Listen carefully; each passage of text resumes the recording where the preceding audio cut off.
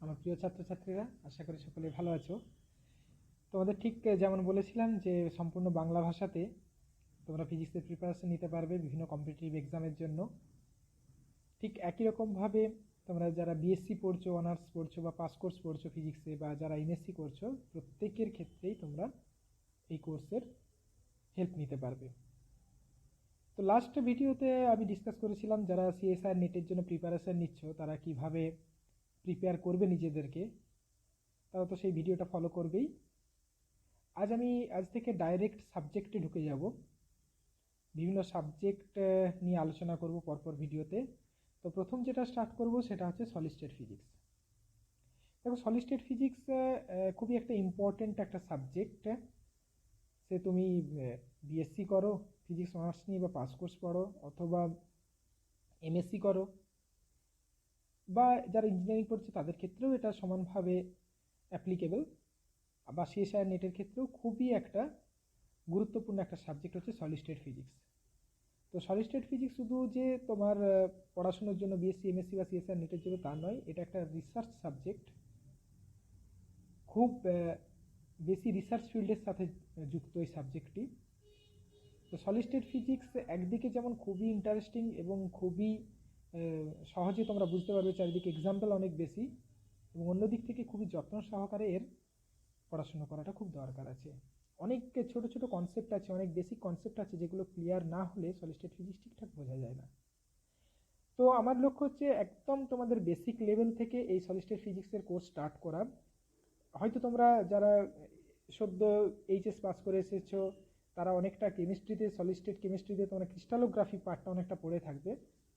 তো আমি সেখান থেকেই যতটুকু বেসিক তোমাদের জানার দরকার ঠিক ততটুকু প্রথম ডিসকাশনে আমি সেগুলো আলোচনা করব, এবং তারপর আস্তে আস্তে ধীরে ধীরে ধীরে ধীরে আমাদের ক্রমশ বেসিক থেকে অ্যাডভান্স সলিড স্টেট ফিজিক্সের দিকে আমরা এগিয়ে যাব। তো চলো দ্রুত রিক্যাপচুলেট করে নিই যেগুলো তোমরা হয়তো পড়ে এসেছো, বা পড়ে এলেও সেখানে কিছু কিছু এমন ছোট ছোট জিনিস আছে যেগুলো খুব খুব কনসেপচুয়াল, যেগুলো আমাদেরকে খুব ভালোভাবে বুঝতে হবে। তার আগে যেটা করব সেটা হচ্ছে কেন সলিড স্টেট ফিজিক্সের গুরুত্বটা কোথায়, কেন আমাদের পড়তে হবে, কি জন্য আমরা পড়বো। তো সেগুলো একটু আলোচনা করে নিই, আশা করি তোমাদের ভালো লাগবে। তারপর ধীরে ধীরে ধীরে ধীরে আমরা এগিয়ে যাব।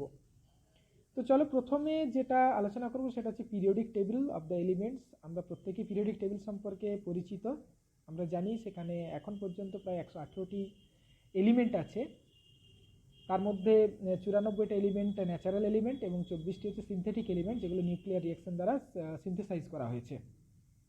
এখন সবথেকে বৈশিষ্ট্য হচ্ছে যে পিরিয়ডিক টেবিলে যদি প্রত্যেকটা এলিমেন্টকে তুমি নাও, বা কিছু গ্রুপের যদি এলিমেন্টকে নাও, দেখবে তাদের যে এক্সটার্নাল প্রপার্টি না, এই এক্সটার্নাল প্রপার্টিটা ডিফারেন্ট। এখন এক্সটার্নাল প্রপার্টি বলতে কি না, এক্সটার্নাল প্রপার্টি বলতে তাদের ম্যাগনেটিক প্রপার্টি, তাদের ফিজিক্যাল প্রপার্টি, তাদের কেমিক্যাল প্রপার্টি, ইলেকট্রিক্যালি কন্ডাক্টিং কি কন্ডাক্টিং নয়। যেমন তুমি ধরো কপার নিলে, কপার যদি তুমি এখান থেকে চুজ করো দেখবে যে ইলেকট্রিক্যালি গুড কন্ডাক্টর, কিন্তু ফেরোম্যাগনেটিক ম্যাটেরিয়াল নয় সেটা, সামনে প্যারাম্যাগনেটিজম আছে তার মধ্যে।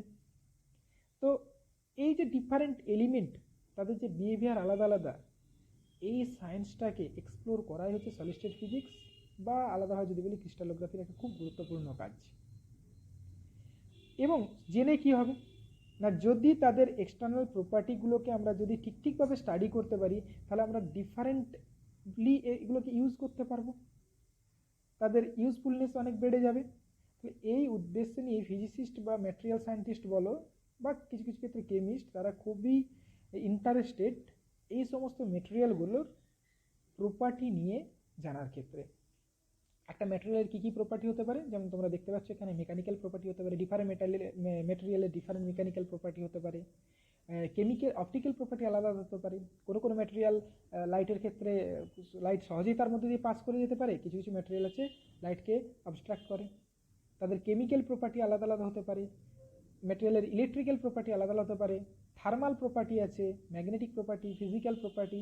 তাহলে একটা ম্যাটেরিয়ালের ডিফারেন্ট প্রপার্টি স্টাডি করা একজন ফিজিসিস্ট বা একজন ম্যাটেরিয়াল সায়েন্টিস্টের ক্ষেত্রে খুবই গুরুত্বপূর্ণ।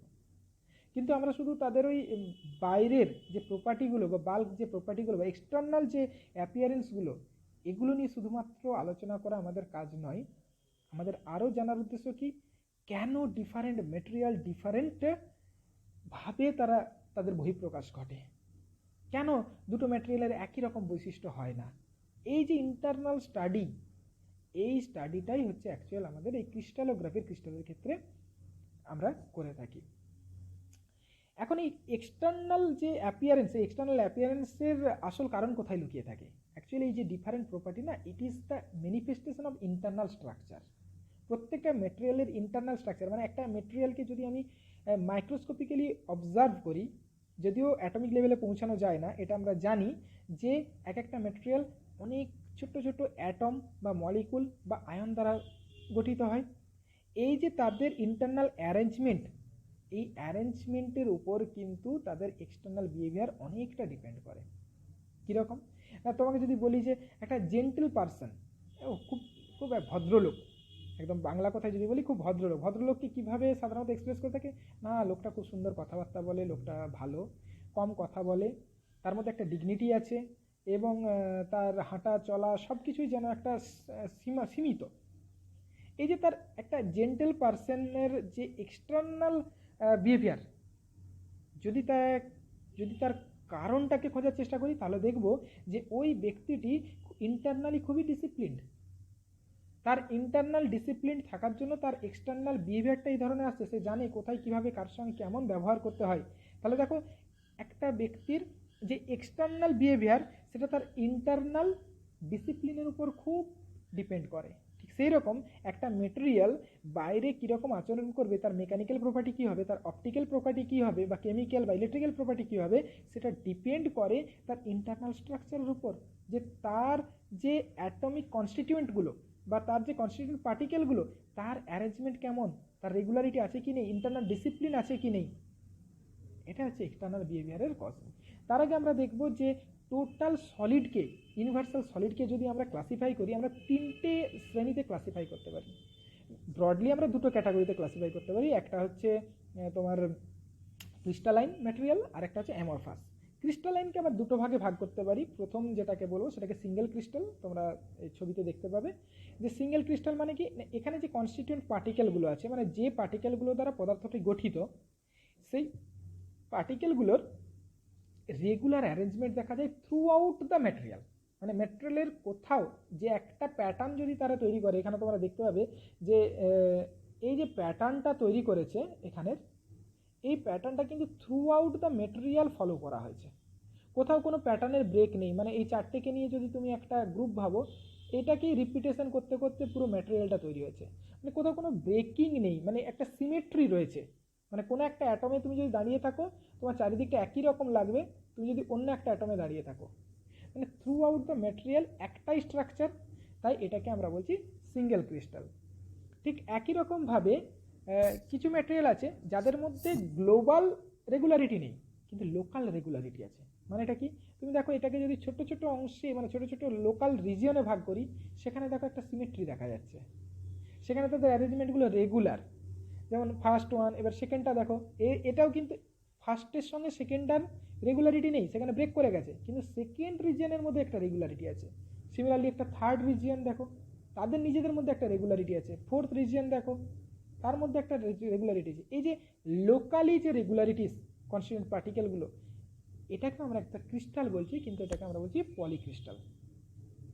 আরেক ধরনের ম্যাটেরিয়াল আছে যার মধ্যে কোনো রেগুলারিটিস বা কোনো রেগুলার অ্যারেঞ্জমেন্ট নেই কনস্টিটিউয়েন্ট পার্টিকেলসগুলো, তারা র্যান্ডমলি ওরিয়েন্টেড, এটাকে আমরা বলছি অ্যামরফাস ম্যাটেরিয়াল। অ্যামরফাস ম্যাটেরিয়ালের উদাহরণ কি? সবথেকে বড় উদাহরণ হচ্ছে গ্লাস, সিলিকন ডাইঅক্সাইড। এগুলো দেখো, গ্লাসকে দেখে মনে হয় আমরা বলি ক্রিস্টাল ক্লিয়ার, খুব সুন্দর, তার সঙ্গে ক্রিস্টাল কথাটা জুড়ে দিই ঠিকই, কিন্তু গ্লাস কিন্তু ক্রিস্টাল নয়, সেটা কিন্তু অ্যামরফাস ম্যাটেরিয়াল। তাহলে এইভাবে আমরা যে কোনো সলিডকে তিনটে ক্যাটাগরিতে ভাগ করে থাকি। কিন্তু এখানে আমরা যেটা আলোচনা করবো সেটা ক্রিস্টালোগ্রাফি। তাহলে আমরা অ্যামরফাসটাকে একদম আলাদা রেখে দেবো। অ্যামরফাস একটা খুবই হাইলি রিসার্চ ফিল্ড। এখন অনেক কিছু আমাদের জানতে বাকি এই অ্যামরফাস ম্যাটেরিয়াল সম্পর্কে। বিগত 100 বছরে আমরা ক্রিস্টাল সম্পর্কে অনেকটা জানতে পেরেছি, তো এখনও তার অনেক কিছুই আমাদের বাকি আছে জানার ক্ষেত্রে, যারা তোমরা ইন ফিউচার রিসার্চ করবে। ক্রিস্টালোগ্রাফি একটা ব্রড ফিল্ড, সেখানে কি বলবো, এমনকি নোবেল প্রাইজ পাওয়ার স্কোপও অনেক বেশি। প্রোটিন ক্রিস্টাল নিয়ে যারা কাজ করে থাকে, একটা প্রোটিন কীভাবে ক্রিস্টাল ফর্ম তৈরি করা যায় তার স্ট্রাকচার অ্যানালাইসিস করা, it is a very tough job and very open field for research. Amorphous তো ছেড়ে দিলাম, অ্যামরফাস তো এখন অনেক দূর আমাদেরকে যেতে হবে অ্যামরফাস সম্পর্কে জানার জন্য।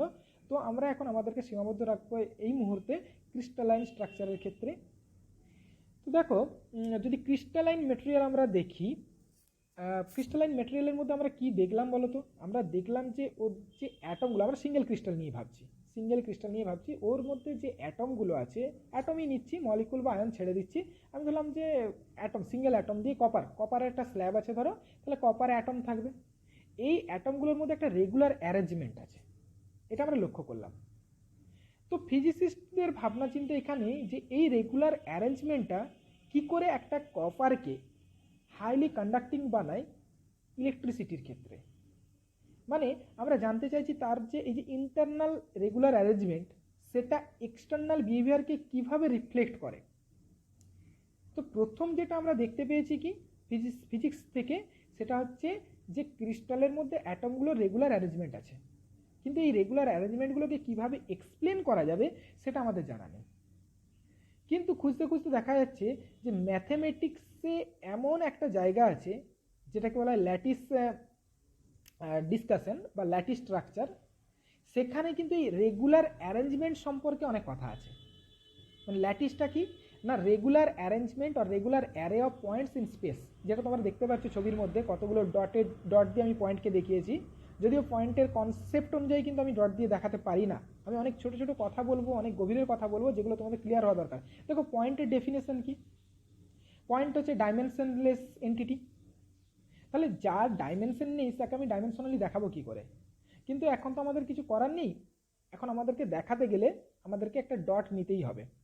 তো এই যে রেগুলার অ্যারেঞ্জমেন্ট দেখাচ্ছি, এটাকে মনে করো যে রেগুলার অ্যারেঞ্জমেন্ট অফ পয়েন্টস। এই রেগুলার অ্যারেঞ্জমেন্টটাকে বলা হচ্ছে ল্যাটিস ম্যাথমেটিক্সে। ভালো করে মনে রাখো, ল্যাটিস কিন্তু ফিজিক্সের জিনিস নয়, ল্যাটিস হচ্ছে ম্যাথমেটিক্সের জিনিস। Regular arrangement of points in space, it is called the lattice. এবং এই সম্পর্কে অনেক ম্যাথমেটিক্স অনেক এগিয়ে গেছে। এর সম্পর্কে এর যে ম্যাথমেটিক্স, ল্যাটিসের যে ম্যাথমেটিক্স, এটা অনেক এগিয়ে গেছে, অনেক দিন ধরে একটা ডেভেলপড সাবজেক্ট। আর ফিজিক্সে আমরা কি পেলাম? ফিজিক্সে আমরা দেখতে পাচ্ছি যে দেখো এই যে রেড যে সার্কেলগুলো, এগুলোকে ধরো অ্যাটম, রিয়েল এন্টিটি, তাদের মধ্যে একটা রেগুলার অ্যারেঞ্জমেন্ট আছে। তাহলে এখন এই যে রিয়েল এন্টিটি অ্যাটমের রেগুলার অ্যারেঞ্জমেন্টকে যদি আমাদের ম্যাথমেটিক্যালি এক্সপ্রেস করতে হয়, তাহলে আমরা কার সঙ্গে কম্পেয়ার করতে পারবো? না, ম্যাথমেটিক্সে অলরেডি ডেভেলপড ল্যাটিস আছে।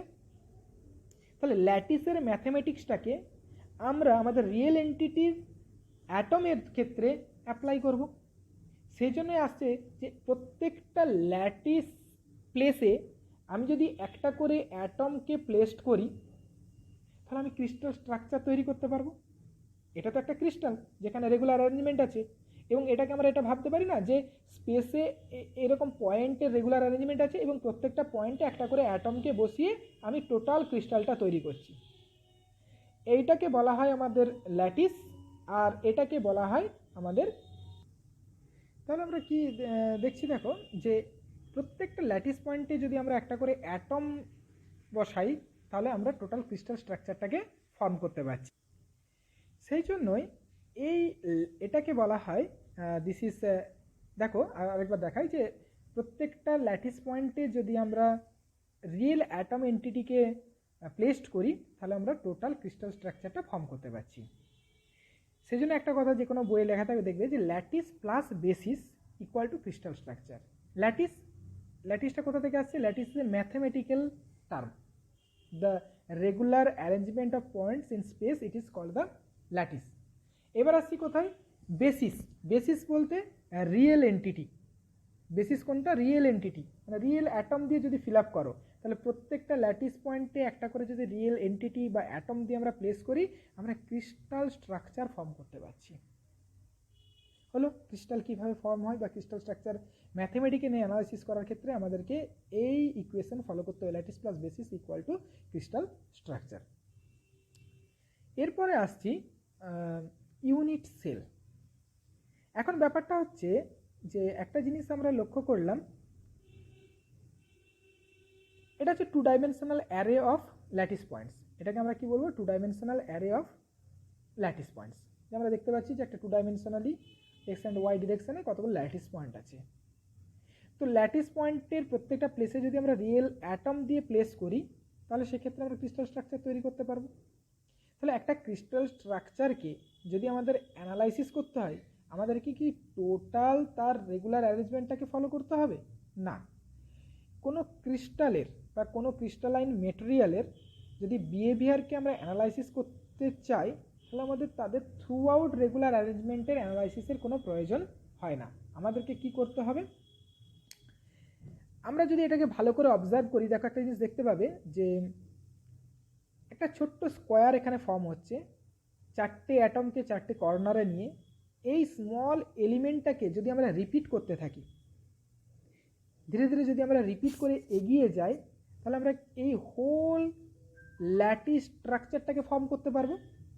ভালো করে দেখো যে ছোট্ট ছোট্ট স্কোয়ার, একটা ছোট্ট স্কোয়ার এলিমেন্ট থেকে শুরু করে সেটাকে বারবার যদি আমরা রিপিট করতে করতে এগিয়ে যাই আমরা থ্রু আউট টোটাল এই ল্যাটিস স্ট্রাকচারটাকে ফর্ম করতে পারবো। বা ক্রিস্টালোগ্রাফির টার্মে যদি বলি আমরা ছোট্ট এই সেলটাকে যদি রিপিট করতে থাকি আমরা টোটাল ক্রিস্টাল স্ট্রাকচারটাকে ফর্ম করতে পারবো।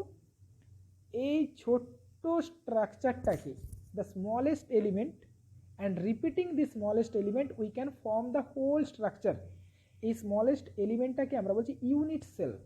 এটাকে আমরা কি বলবো? Unit cell. এটা 2 ডাইমেনশনাল অ্যারের ক্ষেত্রে। এখন এই কারণ ইউনিট সেল কেন বলছি না, this is the unit to form the whole structure. যেমন এক একটা ইটকে যদি আমরা আস্তে আস্তে ধীরে ধীরে ধীরে ধীরে সাজিয়ে তুলি আমরা একটা বাড়ি তৈরি করতে পারি। সেক্ষেত্রে ইট হলো একটা বাড়ির ইউনিট সেল। ঠিক একই রকমভাবে এই যে স্কোয়ার এলিমেন্টটা দেখলে এটাকে যদি আমরা বারবার রিপিট করতে থাকি আমরা হোল ক্রিস্টাল স্ট্রাকচারটাকে ফর্ম করতে পারি। তো এটাকে আমরা বলছি ইউনিট সেল। এটা গেল 2D কেসে। এখন যদি আমরা 3D, আচ্ছা তার আগে একটা জিনিস যে এই যে ইউনিট সেল যেটা আমরা চুজ করলাম যে একটা স্কোয়ার টাইপ এলিমেন্ট, এটাই কি একমাত্র একটাই ওয়ে? এই স্কোয়ার টাইপ এলিমেন্টই কি আমাদের ইউনিট সেল হতে পারে? না, choice of unit cell is not unique. অনেক রকম ইউনিট সেল আমরা চুজ করতে পারি। ইউনিট সেলের কনসেপ্টটা কি না, যেটাকে আমরা বারবার রিপিট করলে হোল স্ট্রাকচারটাকে আমরা কভার করতে পারবো। তো দেখো ঠিক ওই আগেরই ল্যাটিস স্ট্রাকচার বলো বা ক্রিস্টাল স্ট্রাকচারটাকে যদি নিই, দেখো এটা একটা ইউনিট সেল যে স্কোয়ারটা তোমরা এখানে ফর্ম হচ্ছে দেখতে পাচ্ছ, কারণ এটাকে যদি আমরা বারবার রিপিট করি আমরা হোল স্ট্রাকচারটাকে ফর্ম করতে পারবো। আবার দেখো এই একটা প্যারালেলোগ্রাম যদি আমি নিই, এটাকেও যদি পরপর রিপিট করতে থাকি দেখো হোল স্ট্রাকচারকে আমি ফর্ম করতে পারছি। তো এটাও একটা ইউনিট সেল হতে পারে। আবার দেখো এই ধরনের একটা একটা বিগার একটা যদি স্কোয়ার এবং তার মিডিলে একটা অ্যাটম বা পয়েন্ট আছে, এটাকেও যদি আমরা বারবার রিপিট করতে থাকি, যেমন যদি এটাকে দেখাই, দেখো এটাকে যদি আমি বারবার আবার রিপিট করতে থাকি তাহলে আমি হোল ক্রিস্টাল স্ট্রাকচারকে ফর্ম করতে পারবো, ঠিক কি না? তাহলে এটাও হতে পারে আমার ইউনিট সেল। আবার অন্যভাবে এই ধরনের একটা স্কোয়ার যেখানে আমি দেখো টোটাল আরও বেশি সংখ্যক অ্যাটম বা পয়েন্টসকে নিয়ে একটা ইউনিট সেল, এটাকেও যদি আমি রিপিট করতে থাকি total whole crystal structure form, তাহলে choice of unit cell is not unique. আমি many different types of unit cell we can build up. আমরা বিভিন্ন ইউনিট সেল কিন্তু তৈরি করতে পারি। তার মধ্যে একটা ব্যাপার আছে, এই যে প্রথম দুটো ইউনিট সেল তোমরা দেখছো এগুলোকে বলা হয় primitive unit cell. Primitive unit cell মানে কি না, যেখানে ল্যাটিস পয়েন্ট বা ক্রিস্টালের ক্ষেত্রে অ্যাটমগুলো ইউনিট সেলের শুধুমাত্র কর্নারে থাকবে, তাদেরকে আমরা বলবো প্রিমিটিভ ইউনিট সেল। আর এই বাকি যে দুটো ইউনিট সেল আছে, দেখো 4টে কর্নারে তো অ্যাটম আছেই, তার সাথে সাথে আবার তাদের মাঝে একটা অ্যাটম আছে, সাইডে যে অ্যাটম আছে। তাহলে শুধুমাত্র কর্নার অ্যাটম ছাড়াও আরও অ্যাটম বা ল্যাটিস পয়েন্টকে নিয়ে যে ইউনিট সেল তৈরি হবে সেগুলো হচ্ছে নন প্রিমিটিভ ইউনিট সেল। এখন আমরা আমাদের কাজের সুবিধা অনুযায়ী, আমাদের কনভিনিয়েন্স অনুযায়ী আমরা প্রিমিটিভ ইউনিট সেল চুজ করতে পারি, নন প্রিমিটিভ ইউনিট সেলও চুজ করতে পারি। বোঝা গেল? তো এ তো গেল 2 ডাইমেনশনাল ইউনিট সেলের কথা। এবার হচ্ছে 3 অ্যাকচুয়াল ম্যাটেরিয়াল কি 3D ম্যাটেরিয়াল। তো 3 ডাইমেনশনাল ইউনিট সেল একদম সিম্পল একটা স্ট্রাকচার নিচ্ছি, মনে করো এটা একটা ক্রিস্টাল স্ট্রাকচার। আর তোমরা ইজিলি অবজার্ভ করতে পারবে যে দেখো এই এই কিউবটাকে এখানে আমরা যদি এই ফার্স্ট কিউবটাকে নিই, যেটা হচ্ছে তো ব্লু লাইন দিয়ে দেখানো হয়েছে, যার এজগুলো ব্লু কালার দেওয়া হয়েছে, এই কিউবটাকে যদি আমরা রিপিট করি আমরা হোল এই 3D মডেলটাকে তৈরি করতে পারবো কি পারবো না? বুঝতে পারলে? যদি আমরা এই কিউবটাকে রিপিট করি, এর সঙ্গে আরেকটা সেকেন্ড কিউব যেটা দেখো গ্রিন, এটা লেগে আছে, তার সঙ্গে ম্যাজেন্টা সরি পিঙ্ক থোড়া আছে এখানে, এইভাবে যদি আমরা একটা এই কিউবটাকে বারবার রিপিট করতে থাকি, তাহলে আমরা টোটাল ইউনিট সেলটা টোটাল ক্রিস্টাল স্ট্রাকচারটা ফর্ম করতে পারবো। তাহলে 3Dর ক্ষেত্রে যে জিনিসটা দেখো, এই কিউবটাকে আমরা বলতে পারি যে এটা একটা ইউনিট সেল, এবং this is 3D unit cell, আর for simplicity we have taken the cubic unit cell. এইবার একটা ব্যাপারে আসি, আমরা মেটেরিয়াল কতগুলো দেখলাম, 118টা মেটেরিয়াল এলিমেন্ট আছে। এখন যদি বলি 118টা মেটেরিয়ালের স্ট্রাকচার 118 রকমের যদি হয়ে থাকতো, এবং তোমাকে যদি সেগুলো সব মেমোরাইজ করতে হতো এক ম্যাটেরিয়ালের প্রপার্টি সম্পর্কে জানার জন্য, নিশ্চয়ই এটা খুব একটা সহজ কাজ বা ভালো কাজ হতো না। কিন্তু আমাদের একটা ন্যাচারাল ব্লেসিং আছে, সেটা হচ্ছে আমরা যদি 7টা different type of unit cell study করি, যত মেটেরিয়াল আছে, হতে পারে সেটা প্রাইম মেটেরিয়াল বা কম্পাউন্ড মেটেরিয়াল, সমস্ত মেটেরিয়াল এই 7টা ডিফারেন্ট ইউনিট সেলের কোনো না কোনো একটাকে ফলো করে। সেই জন্য নেচারে আমরা দেখতে পাই দেয়ার আর 7 ক্রিস্টাল সিস্টেম। কত রকম? 7 ক্রিস্টাল সিস্টেম। এই 7 ক্রিস্টাল সিস্টেম কিভাবে ফর্ম হয় সেটা আগে দেখো। দেখো, একটা ইউনিট সেলকে যদি আমরা নিই, একটা ইউনিট সেলকে নিই এবং তাকে আমরা একটা এক্স ওয়াই জেড এই 3টে কোঅর্ডিনেটস ইউক্লিডিয়ান স্পেসে যদি প্লেস করি, অ্যালং দ্য এক্স অ্যাক্সিস দেখো এই কিউবটার যে এজ লেন্থ সেটা হচ্ছে a, along the Y axis এর এজ লেন্থ বি, এবং along the Z axis edge length c. এখন মনে করো আমরা এ, বি বা সি এই 3টের মধ্যে কোনো একটাকে, কোনো দুটোকে বা 3টেকেই যদি আমরা চেঞ্জ করি, এই ইউনিট সেলটার সাইজ চেঞ্জ হবে কি হবে না? মনে করো এ বি একই আছে, এই সিটাকে আমি কখনো বাড়িয়ে বাড়িয়ে গেলাম বা কমিয়ে কমিয়ে গেলাম, তাহলে টোটাল ইউনিট সেলটা লম্বা হতে থাকবে বা কখনো ছোট হতে থাকবে। তাহলে এ বি সি এই 3টে প্যারামিটারকে চেঞ্জ করে আমি ইউনিট সেলের সাইজ চেঞ্জ করতে পারি। কতগুলো এরকম চেঞ্জ করতে পারি? Infinite number of unit cell আমি পেতে পারি। এটা তাহলে এবিসি হলো 3টে এমন প্যারামিটার যেটা আমাকে ডিফারেন্ট ইউনিট সেল দেবে। বোঝা গেল? এবার আসছি, সেই জন্য এটাকে ল্যাটিস প্যারামিটার বলা হয়, এই এবিসিকে ল্যাটিস প্যারামিটারও বলা হয়। এবার দেখো, শুধু এবিসি চেঞ্জ করে আমি সাইজ চেঞ্জ করতে পারি। আরেকটা দেখো, বি এ এবং বি এই দুটো এজের মধ্যে অ্যাঙ্গেলটাকে আমি ধরেছি গামা, বি সি এর মধ্যে আলফা, সি এবং এ এর মধ্যে বিটা।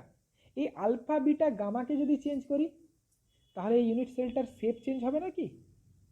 শেপ চেঞ্জ হয়ে যাবে, কখনো টিল্টেড হতে পারে বা আরও ডিফারেন্ট হেক্সাগোনাল টাইপের হয়ে যেতে পারে। যদি আলফা বিটা গামা চেঞ্জ করলে আমরা এই ইউনিট সেলের শেপ চেঞ্জ করতে পারি, এ বি সি চেঞ্জ করলে আমরা ইউনিট সেলের সাইজ চেঞ্জ করতে পারি। তাহলে দেখো, আমরা ডিফারেন্ট ইউনিট সেল তৈরি করতে পারি কিসের সেন্সে? In the sense of size and shape, by changing A B C alpha beta and gamma. A B C alpha beta gamma এই 6টা প্যারামিটারকে চেঞ্জ করে আমরা ডিফারেন্ট ইউনিট সেল তৈরি করতে পারি। কত রকম তৈরি করতে? ইনফাইনাইট নাম্বার, যত খুশি তুমি ইউনিট সেল তৈরি করতে পারো। কিন্তু শুধুমাত্র 7টা ইউনিট সেল যদি আমরা তৈরি করি, আমাদের যা এলিমেন্টস আছে সব এলিমেন্টের ইন্টারনাল স্ট্রাকচারকে আমরা এক্সপ্লেন করতে পারবো। তো চলো, এই 7টা ডিফারেন্ট ইউনিট সেল দিয়ে যে 7টা ক্রিস্টাল সিস্টেম তৈরি হয়েছে সেটা একটু দেখে নেওয়া যাক। দেখো, এই প্যারামিটারগুলো একটু দেখার চেষ্টা করো, আমি চেষ্টা করবো একটু জুম করার। দেখো, প্রথম যে ক্রিস্টাল সিস্টেম সেটা হচ্ছে কিউবিক ক্রিস্টাল সিস্টেম, যেখানে এই 3টে প্যারামিটার এ বি সি 3টেই সমান, আলফা বিটা গামা প্রত্যেকেই 90 ডিগ্রি, যেটা হচ্ছে এক্স্যাক্টলি দিস ইউনিট সেল। এর এক্সাম্পল কি হয়? এর হতে পারে তোমার গোল্ড, সিলভার, কপার।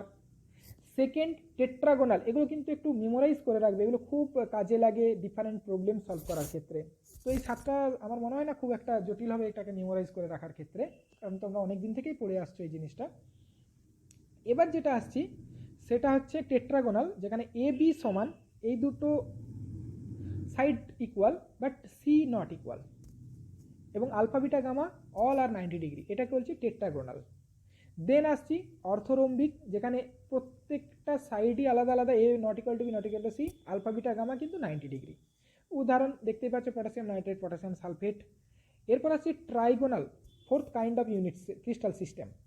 সেটা কি A B C equal, alpha beta গামাও ইকুয়াল, কিন্তু not 90 degree, maybe 45 degree, maybe 60 degree, ঠিক আছে। যেমন আর্সেনিক, অ্যান্টিমনি, বিসমাথ, এগুলো হচ্ছে এই সিস্টেমের অন্তর্গত।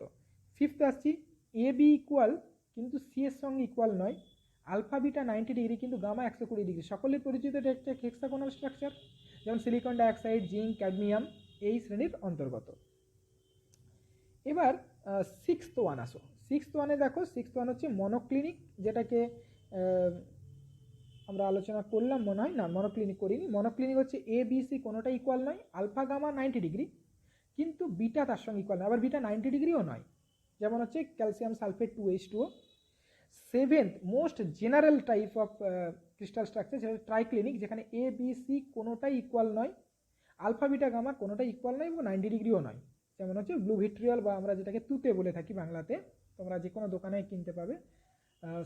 এইটা হচ্ছে CuSO4 5H2O।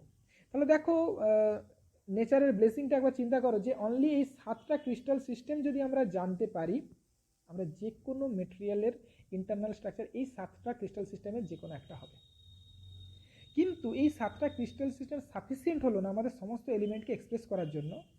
তখন ফ্রেঞ্চ ম্যাথমেটিশিয়ান ব্র্যাভিস অফ কর্নার, দেখো এই যে আমরা 7টা ক্রিস্টাল সিস্টেম তৈরি করেছি না, সেখানে যে ইউনিট সেল নিয়েছি, আমরা যদি 3D ইউনিট সেল নিই, একটা জিনিস লক্ষ্য করে দেখো, এই 3D ইউনিট সেলের যে ল্যাটিস পয়েন্ট বা অ্যাটমগুলো, এগুলো কিন্তু সব ইউনিট সেলের কর্নারে আছে, আর কোথাও কোনো অ্যাটম বা ল্যাটিস পয়েন্ট নেই। মানে এই ইউনিট সেলগুলো হচ্ছে প্রিমিটিভ। তাহলে প্রিমিটিভ ইউনিট সেল নিয়ে আমরা 7টা ডিফারেন্ট ক্রিস্টাল সিস্টেম ফর্ম করতে পারি। কিন্তু ফ্রেঞ্চ ম্যাথমেটিশিয়ান, সম্ভবত ফ্রেঞ্চ ম্যাথমেটিশিয়ানই হবেন হয়তো, ব্র্যাভিস, তিনি কিছু অফ কর্নার অ্যাটম নিলেন এবং অফ কর্নার অ্যাটম নিয়েও কিছু ইউনিট সেল তৈরি করলেন, এবং টোটাল তিনি 14 ডিফারেন্ট ক্রিস্টাল স্ট্রাকচার ফর্ম করলেন, এবং এই 14 different crystal structure is enough to study all materials. তো চলো কিভাবে তিনি অফ কর্নার অ্যাটমগুলো নিলেন একটু দেখা যাক। এই অফ কর্নার অ্যাটমগুলোকে তিনি কিভাবে নিয়েছেন ডিফারেন্ট ফর্ম করার ক্ষেত্রে। ফার্স্ট হচ্ছে সিম্পল, যেখানে কোনো অফ কর্নার অ্যাটম নেওয়া হয়নি, প্রত্যেকটা অ্যাটম কিন্তু তোমরা দেখতে পাচ্ছ ইউনিট সেলের কর্নারে আছে। সেকেন্ড আসছে বডি সেন্টার্ড, একটা অফ কর্নার অ্যাটম নেওয়া হয়েছে, 8টা কর্নারে 8টা অ্যাটম আছে, ঠিক একদম সেন্টারে, মানে টোটাল যে কিউবিক সেলটা রয়েছে তার একদম সেন্টারে আরেকটা অ্যাটম আছে, শুধুমাত্র কালার আলাদা করেছি, শুধু এটা ডিফারেন্সিয়েট করার জন্য, কিন্তু অ্যাটমগুলো সব একই নেচারের, এখানে আলাদা হতে পারে কিন্তু এখানে একই নেচারের। থার্ড কাইন্ড হচ্ছে ফেস সেন্টার্ড, তোমরা দেখো 8টা কর্নারে 8টা অ্যাটম আছে, এবং প্রত্যেকটা ফেসের মিডিলে আবার একটা করে অ্যাটম, 6টা ফেস আছে, 6টা ফেসের প্রত্যেকটা মিডিলে একটা করে অ্যাটম আছে, এটা হচ্ছে face centered unit cell. Last যেটা আসছে সেটা হচ্ছে বেস সেন্টার। বেস সেন্টার মানে ফেস সেন্টারের মতোই, কিন্তু এখানে শুধুমাত্র টপ এবং বটম ফেসের মধ্যে অ্যাটমটা থাকবে। তাহলে কি দেখলাম, যে অফ কর্নার অ্যাটমস নিলে আমরা 4টে different kinds of unit cell তৈরি করতে পারি। একটা হচ্ছে সিম্পল কিউবিক, যেখানে অফ কর্নার অ্যাটম নেওয়া হয়নি, বডি সেন্টার্ড, ফেস সেন্টার্ড এবং বেস সেন্টার্ড। এই অফ কর্নার অ্যাটমগুলো নিয়ে 7 ক্রিস্টাল সিস্টেমের কিছু পরিবর্তন হয়, সেটাকে ফ্রেঞ্চ ম্যাথমেটিশিয়ান ব্র্যাভিস ট্যাবুলেটেড করেছেন, এবং সেখান থেকে আমরা 14 different kinds of lattice structure পাই, যেটাকে বলা হচ্ছে 14 ব্র্যাভিস ল্যাটিসেস।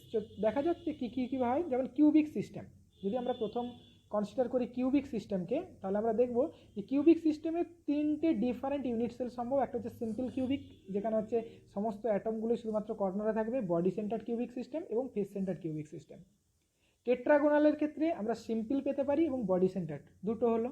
তাহলে এখানে আমরা কি পেলাম, 3টে, এখানে হচ্ছে 2টো ডিফারেন্ট স্ট্রাকচার। অর্থরম্বিকের ক্ষেত্রে দেখো 4 ধরনেরই ল্যাটিস স্ট্রাকচার পাওয়া যেতে পারে বা ইউনিট সেল পাওয়া যেতে পারে, তাহলে এখানে হলো আমাদের টোটাল 4টে। ট্রাইগোনালের ক্ষেত্রে একটা, এটাও একটা, এটাও একটা, সরি এখানে 2টো পাচ্ছি মনোক্লিনিক, আর ট্রাইক্লিনিকের ক্ষেত্রে একটা। তাহলে 3 দিয়ে 5, 4, 9, 10, 11, 12, 13, 14। সো 14 ডিফারেন্ট ব্র্যাভিস ল্যাটিসেস আমরা কাউন্ট করতে পারলাম। এই 14 different Bravais lattices are sufficient to analyse all materials. তো এটাকে বলা হয় 14 ডিফারেন্ট ব্র্যাভিস ল্যাটিস। তো আমাদের অনেক সময় কনফিউশন হয়, টোটাল ক্রিস্টাল সিস্টেম কত না 7 crystal systems there and 14 Bravais lattices are there. ব্র্যাভিস ল্যাটিসের ক্ষেত্রে আমাদের অফ কর্নার অ্যাটমকেও কনসিডার করে ডিফারেন্ট ইউনিট সেল তৈরি করতে হবে। এবার আসি, আমরা মেনলি কিউবিক সিস্টেম নিয়ে এখন আলোচনা করব। যত আমাদের ডিসকাশন এগিয়ে যাবে তখন আমরা closed packed system, hexagonal closed packed, SCP এটা নিয়েও আলোচনা করব, কারণ এখান থেকেই ডিফারেন্ট কম্পিটিটিভ এক্সামে কোশ্চেন এসে থাকে। তো চলো ফার্স্ট ডিসকাস করি কিউবিক সিস্টেম নিয়ে। কিউবিক সিস্টেম নেওয়ার আগে যে আমরা কোনো ক্রিস্টাল স্ট্রাকচারকে অ্যানালাইজ করব কি করে, তার জন্য আমাদের 5টা প্যারামিটার আছে। সেই 5টা প্যারামিটার প্রত্যেকটা ক্রিস্টাল স্ট্রাকচারের জন্য যেটা জানা দরকার সেটা হচ্ছে number of lattice points per unit cell. একটা ইউনিট সেলে কতগুলো ল্যাটিস পয়েন্ট আছে, বা ক্রিস্টালের রেসপেক্টে যদি বলি একটা ইউনিট সেলে নাম্বার অফ অ্যাটমস কতগুলো আছে সেটা আমাদের জানা, যেটাকে আমরা এন দ্বারা ডিনোট করছি। Volume of the unit cell, number density of the lattice points মানে হচ্ছে n by v, number of lattice points per unit cell divided by volume of the unit cell. Coordination number, atomic packing fraction, very important terms. তো আজকে আমি দুটো নিয়ে আলোচনা করব, দুটো প্যারামিটার নিয়ে, সেটা হচ্ছে number of lattice points per unit cell এবং volume of the unit cell. আগামী যে আমাদের লেকচার থাকবে সেখানে আমরা বাকিগুলো নিয়ে আলোচনা করব, সেগুলোর ইম্পর্টেন্স বুঝবো, কোঅর্ডিনেশন নাম্বার থেকে কী করে আমরা অ্যাটমের রেডিয়াস ডিটারমাইন করতে পারি সেগুলো সব আমরা ধীরে ধীরে আলোচনা করব। তো চলো ফার্স্ট প্যারামিটার নিয়ে আলোচনা করব, number of lattice points per unit cell. কোন সিস্টেমের ক্ষেত্রে? কিউবিক সিস্টেমের ক্ষেত্রে। তো ফার্স্ট নিচ্ছি সিম্পল কিউবিক। সিম্পল কিউবিকের ক্ষেত্রে তোমরা দেখতেই পাচ্ছ যে 8টা কর্নারে আমার 8টা ল্যাটিস পয়েন্টস বা অ্যাটম আছে। তো আমি জানতে চাইছি কি number of lattice points per unit cell. তো দেখো এখানে কতগুলো জিনিস, যদি আমি বলি যে number of lattice points per unit cell, যদি এই ফিগারটাকে আমি শুধুমাত্র কনসিডার করি তাহলে আমরা তো দেখতে পাচ্ছি এখানে 8টা ল্যাটিস পয়েন্ট বা 8টা অ্যাটম আছে। তো এখানে আমাদের একটা ভুল হয়ে যাওয়ার সম্ভাবনা থাকে, যে আমাদের মনে হতে পারে যে ও একটা ইউনিট সেলে 8টা অ্যাটম আছে, কিন্তু এখানে অ্যাকচুয়ালি আমরা জানতে চাইছি net number of atoms per unit cell. কিন্তু এক একটা অ্যাটম কনজিকিউটিভ আরও 8টা ইউনিট সেলে তার শেয়ার আছে। ডান দিকের পিকচারটাকে অবজার্ভ করো, আমি ক্লিয়ার করার চেষ্টা করছি। দেখো এটা একটা ইউনিট সেল, এটা একটা ইউনিট সেল। এখানে যদি এই অ্যাটমটাকে কনসিডার করো তাহলে তোমরা দেখতে পাবে, আমি কালারটা একটু চেঞ্জ করে নিই তাহলে হয়তো বুঝতে সুবিধা হবে।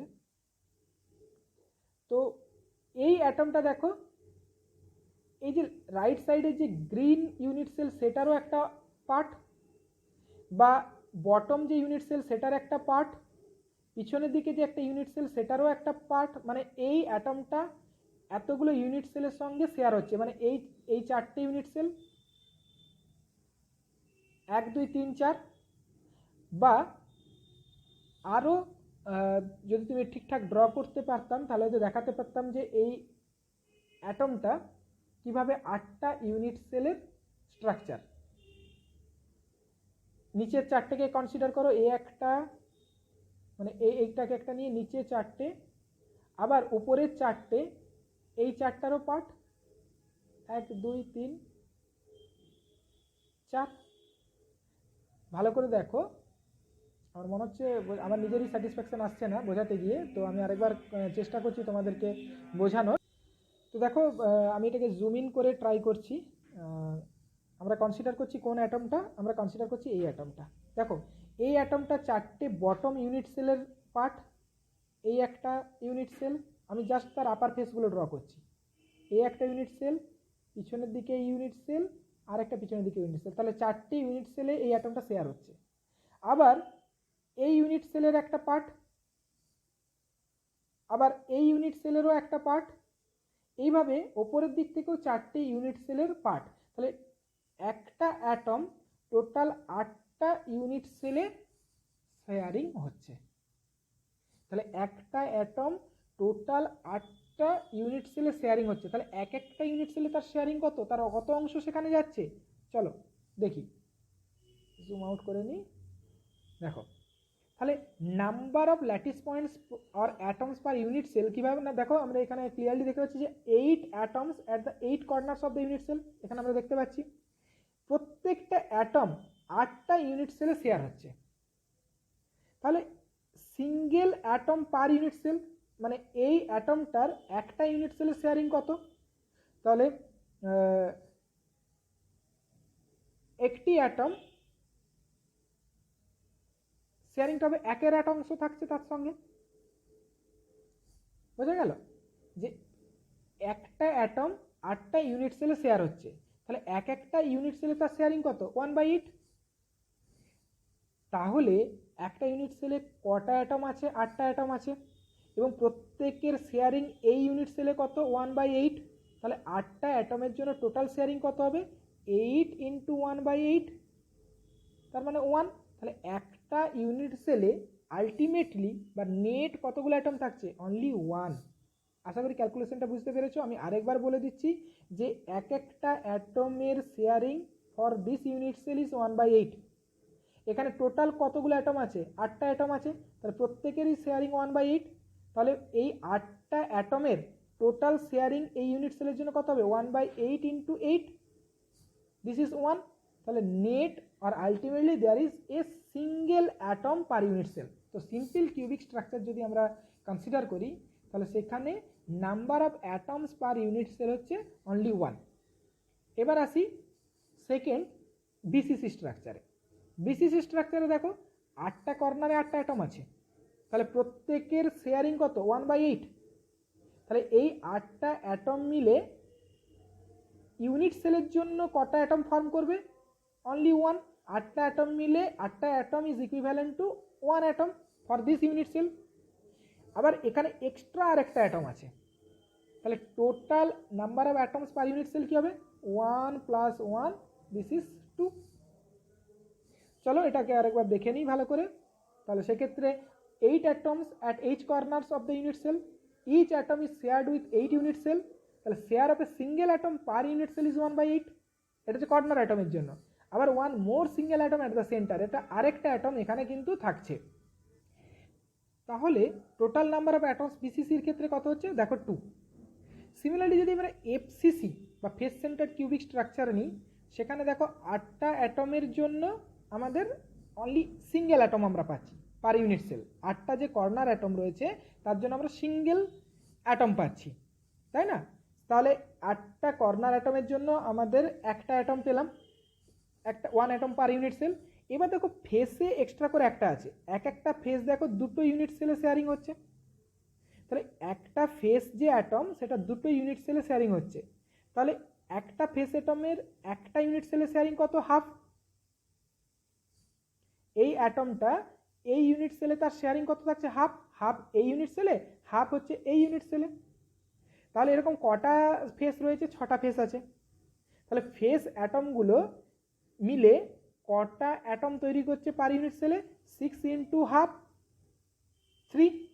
তাহলে 3টে অ্যাটম আসছে ফেস অ্যাটমগুলোর থেকে আর একটা অ্যাটম আসছে কর্নার অ্যাটমগুলোর থেকে।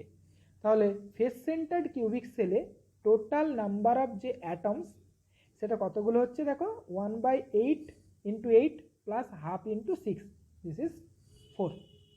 তাহলে আমরা দেখলাম সিঙ্গেল কিউবিক সিস্টেমের ক্ষেত্রে number of lattice points per unit cell 1, বিসিসির ক্ষেত্রে 2, এফসিসির ক্ষেত্রে 4।